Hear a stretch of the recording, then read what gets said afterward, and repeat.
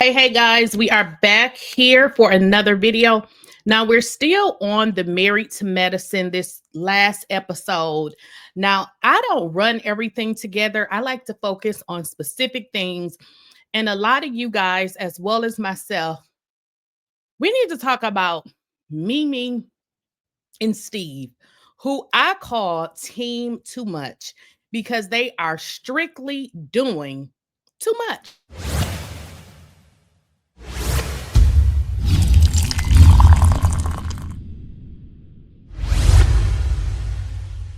Please, I don't have any time for any gossip now. Eh? Yes. Now, Mimi and Steve, I think they are a gorgeous couple, but let's just keep it real.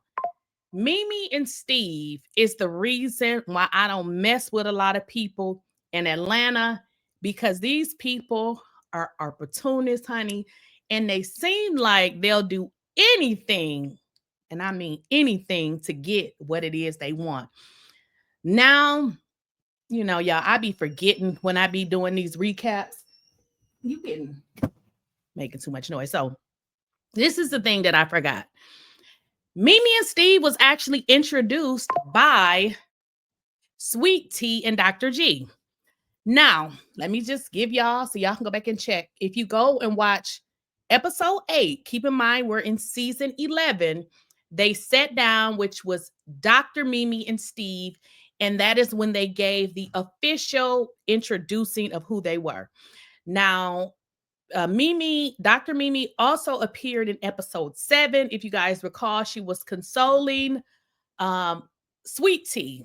Then we saw her in episode 8, in which she introduced herself. Now, she introduced herself as a fellow psychiatrist. So, in this situation, well, let me go back. She's a fellow psychiatrist in Dr. G's office. So, this is not one of those things where people come on the show and they gotta kind of say that they know a particular person, because we know in fact that she is a psychiatrist in Dr. G's office, which brings me to my next conclusion. You were introduced on this show as the fellow psychiatrist of Dr. G. It seems like you and Dr. G has some sort of a relationship for him to even refer you to the show, right? So you were referred to the show by Dr. G, and now you get on the show and it's a problem. It's giving very much Atlanta culture. Like, I'm going to use you to get whatever it is I need and whatever it is I want. So one of the things that irritated my soul is this right here. This was Dr. Mimi telling Sweet Tea a bunch of stuff that got on my nerves. Now, what we learned in this scene, Sweet Tea had arrived at the event, and I'm loving Dr. Contessa in these last few episodes because she's speaking up, and maybe she did it the whole entire time. We just don't know how they're going to actually show everything. We don't know the order in which these events actually took place. Now, Dr. Contessa, she did acknowledge Sweet Tea. She wanted to make sure, Sweet Tea was feeling okay, making sure, she felt supported, yada, yada, yada. While we saw Dr. Jackie with her evil ass just standing to the side, she never really said anything. So I'm loving that Dr. Contessa is really speaking up, because in all actuality, she's kind of making it a little bit funner to watch too, because we don't want to watch this show and everybody is doing the same shit. Like, who else got a brain? Like, I need to know what you think. So I like that. I love that, Dr. Contessa is doing that. But immediately then we see Dr. Mimi. And what she's saying is, again, they're doing whatever they need to do to remain on this show. Team Too Much. Her and her husband, they are Team Too Much. So Dr. Mimi asked Sweet Tea, what does she want as it relates to this group? She also asked Sweet Tea, can she avoid conflict and manage her emotions? Now, I was taken aback because, again, you guys are new, you coming in hot. it's doing too much. Like it's giving way, way, way too much. So also you guys go from a couple that seem very supportive to a couple that has really flipped the script, and now you with whoever you need to be with so that you can remain on this show. Like I said before, it is given very much the culture that exists in Atlanta, where I'm going to do whatever the hell I need to do to make sure I get on. I don't like that. I really don't. I wish these two would have just maintained decorum and just shut up and just, if you don't want to pick a side, then just, sometimes the middle is a safe place to be. So I didn't like how they immediately took the side of people they were introduced to when they were introduced by a couple that they actually know. So they actually know Dr. G and Sweet Tea. This is not a situation where they have been introduced to this group and led to say, hey, because they have to say that generally they'll say, or they'll have you brought in by a current, cast, but you don't really know that person. We know that they actually know Dr. G and Sweet Tea based on what they said and how they were introduced, which is she is a fellow psychiatrist. So she actually works with him. So it was very, very irritating to see how she ends up. I just didn't like it. Now, in my last video, I spoke about Dr. Mimi's husband, who is Steve. And what I didn't like is his position, because he admitted, he had called and talked to King. And I'm just like, wow, why didn't King and Quad bring you on the show? The very person that brought you on the show, it's like you're not valuing them at this point because it's popular now to value somebody else. So I don't like that. But what we learned is he actually reached out to King. He reached out to Dr. G. And I was like, that's just, it's giving clout. It's giving you guys are chasing clout. It's giving you're desperate. It's giving that you're needing attention. And it's giving that you guys are inauthentic. And that is what I don't like. When they came on this show, I was like, wow, this is great. Given I don't know what their age difference is, but I know they're not 50 and 55. I mean, you can kind of tell. So I was like, oh, this is going to be great. Her and T can become friends. And we saw the exact opposite. But for those of you that really pay attention, I saw this coming because I mentioned this before. Somebody asked T, had she spoke to Mimi, and she said she didn't. So I immediately start to think that Mimi as well was a clout chaser, or should I say is a clout chaser. And she thought that it was unpopular to remain in that space with Sweet Tea when she was actually being more protective. If you guys recall, when Dr. Heavenly came to Sweet Tea's event, Dr. Mimi was the one consoling. But really quickly now, she has moved from that position. So what we saw, What do you want? is this. Now, again, this is the same thing that I said, where Dr. Mimi is, asking Sweet Tea girl, what do you want? Because when I spoke to you before, you didn't really say. And Dr. Mimi is she taking Jackie's position? Because they say Jackie is the leader, but she's taking a lead role to say, what do you want? Can you manage your emotions?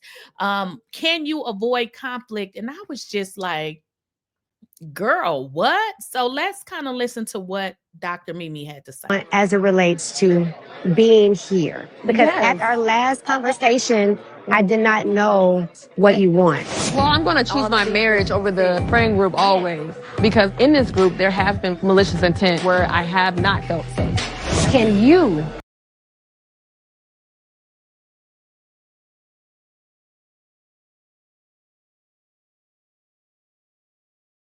I keep turning off my mute. I'm sorry. So in that particular clip, what we learned is Sweet Tea said she didn't feel safe, and they conveniently cut that out. So it's crazy to think that she expressed her not feeling safe. And when I say safe, I mean like mentally safe, or I guess that's what she mean. Obviously, I'm not Sweet Tea. So, isn't it interesting that she expressed to a psychiatrist how she didn't feel, emotionally safe and all of that, but still you kind of discarded her and ran to where it was most popular because in keeping it real, you just want to check. You don't give a D about anything else. But it goes to say, in this Atlanta culture, how somebody will cut you for just a little bit of money because I mean, you're on this show, Dr. Mimi, just like everybody else that they bring on this show, honey. You're used for a few seasons and you probably won't make it because that has been, that's just how this cast is. They bring people on to use them and they don't come back. So it's amazing that you discarded a friendship that would have probably taken you a lifetime. You would have had these people for a lifetime, but you quickly discarded them for your popularity on this show. And that's just what it seems like to me. Operate within this group and not have any particular conflict and hold and make sure that you're managing your own emotions. So now someone that is really new to this show wants Sweet Tea to answer to her about managing her emotions. And personally, I feel like this is an inadequate stance to take from a new person. And it's giving desperate. It's giving, I need to show something and I need to show it fast. Again, I'm going to get back into my other part now. What I said in my last video, and like I said, I wrote it down because I would have missed it. What we learned from Steve is Steve said that it really didn't matter who was right or who was wrong. He is in a position where he needs to take a side because it is the most popular position to take. He doesn't want to lose friendships because he's choosing Sweet Tea and Dr. G. He said it. I mean, does somebody need to come out and say exactly what they saying, or does he need to say this? And this is what Steve said. Steve wanted to know. Well, wait a minute. Let me get into it. So Steve wanted to know, would Dr. G drop the charges so that they can move forward? Will he stop pursuing whatever it is legally against King? This is what Steve wanted to know. Again, Dr. G said he felt, disrespected, which I totally agree. He's a doctor. You got to treat a doctor with the utmost respect. He didn't get that. So that is not anything that we don't understand. I mean, like I said in my last video, we call judges judge whomever. We don't know these people. We call doctor. That is just the respect we give to certain titles. And that is just what we do. So then Steve said to Greg, well, not Greg, Dr. G is having, I'm sorry. Let me go back. So Steve said that Dr. G is actually having a hard time taking responsibility. That is what Steve said in response to Dr. G saying he felt disrespected. So you see how there's a play on words. Steve considers Dr. G saying he felt disrespected, and he takes that to say, oh, he's just not taking responsibility. Make it make sense to me, Steve, because you are the one running on the, when you guys were at the sandbar, wanting to know if somebody had laid hands on your wife.